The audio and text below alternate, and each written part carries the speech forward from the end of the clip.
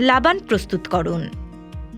উপকরণ: টক দই 12 কেজি, পানি 4 কেজি, চিনি 1.5 কেজি, লবণ 100 গ্রাম, বিট লবণ 100 গ্রাম। প্রস্তুত প্রণালী: সসপ্যানে টক দই নিতে হবে, পানি, চিনি, লবণ ও বিট লবণ যোগ করতে হবে। মিশ্রণটিকে খুব ভালোভাবে মিশিয়ে ছানা ছাঁকার কাপড় দিয়ে ছেঁকে নিতে হবে। ছোট বোতলে ভরে লাবান ফ্রিজে সংরক্ষণ করতে হবে।